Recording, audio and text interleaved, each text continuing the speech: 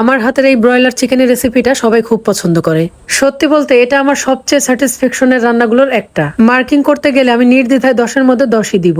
একদম ঘরোয়া স্টাইলে সহজ উপকরণে রান্না করেছি, তবে স্বাদে আছে দারুণ মশলাদার আর ঝালঝাল একটা ফ্লেভার। পুরো রেসিপিটা দেখলে আমার বিশ্বাস আপনাদেরও একবার হলে বানাতে ইচ্ছে করবে।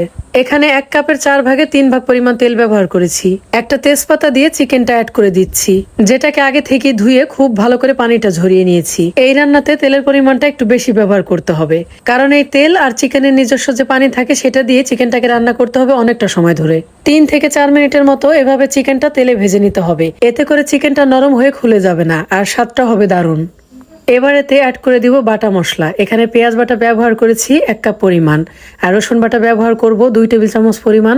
সেই সাথে আদা বাটা দিয়েছি 1.5 টেবিল চামচ পরিমাণ।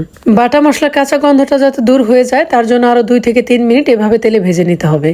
তো এভাবে চিকেনটা রান্না হতে থাক আর আমি অন্যদিকে একটা মশলা বানিয়ে নিচ্ছি। মাঝারি সাইজের একটা টমেটো কুচি করে নিয়েছি, সেটাই ব্লেন্ডার জারে নিয়ে তার মধ্যে আরো নিয়ে নিচ্ছি 2 টেবিল চামচ পরিমাণ টক দই। সাথে আরো নিয়ে নিতে হবে 1 মুঠো পরিমাণ পেঁয়াজ বেরেস্তা। এখন এই সবকিছুকে খুব ভালো করে ব্লেন্ড করে একটা মিহি পেস্ট বানিয়ে নিব। আমি অলরেডি এটাকে ব্লেন্ড করে নিয়েছি আর দেখুন এর রংটা কতটা সুন্দর হয়েছে। এখন এটা দিয়ে দিচ্ছি চিকেনের মধ্যে। এই পেস্টটা ব্যবহার করার কারণে রান্নার পরে তরকারির রংটা যেমন সুন্দর হবে, তেমনি এর গ্রেভিটাও হবে মখমলের মতো সুপার স্মুথ। আরো 5 মিনিটের মতো চিকেনটাকে এইভাবে রান্না করে নিচ্ছি। আর চুলার হিট কিন্তু শুরু থেকে এখন পর্যন্ত মিডিয়াম হিটেই রয়েছে।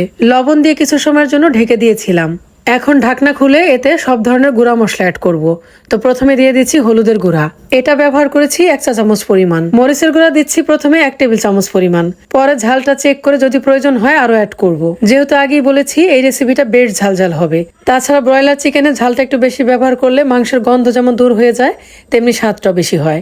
উঁচু করে 1 চা চামচ পরিমাণ জিরা ধনিয়ার গুঁড়া ব্যবহার করেছি।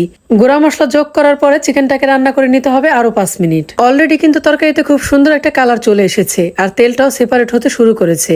তো এই পর্যায়ে কিন্তু একটু ঘন ঘন নাড়াচাড়া করে দিতে হবে, তা না হলে নিচে মশলাটা লেগে যাবে। আর এটা হলে কিন্তু তরকারিতে সেই আসল স্বাদটা পাওয়া যাবে না। তো এটা রান্না হতে হতে আমি আরেকটা মশলা তৈরি করে নিব। শিলপাটাতে দারুচিনি আর লবঙ্গ নিয়ে নিলাম। এর সাথে নিয়েছি 6 থেকে 7টা এলাচের ফল, 3 টুকরো জয়ত্রী আর ছোট 1 টুকরো জয়ফল। তার সাথে খুবই সামান্য পরিমাণে স্টার অ্যানিস নিলাম। এর সাথে আরো নিয়ে নিচ্ছি 1 চা চামচ পরিমাণ মৌরি আর 1/2 চা চামচ পরিমাণ কালো গোলমরিচ গুঁড়া। এই সব কিছুকে খুব ভালো করে বেটে এই মশলাটা বানিয়ে নিয়েছি। এর মধ্যে সামান্য একটু পানি মিক্স করে একটু লিকুইড করে তারপর চিকেনের মধ্যে অ্যাড করে দিলাম। এবার নেড়ে চেড়ে আরো 5 মিনিটের মতো কষিয়ে নিচ্ছি।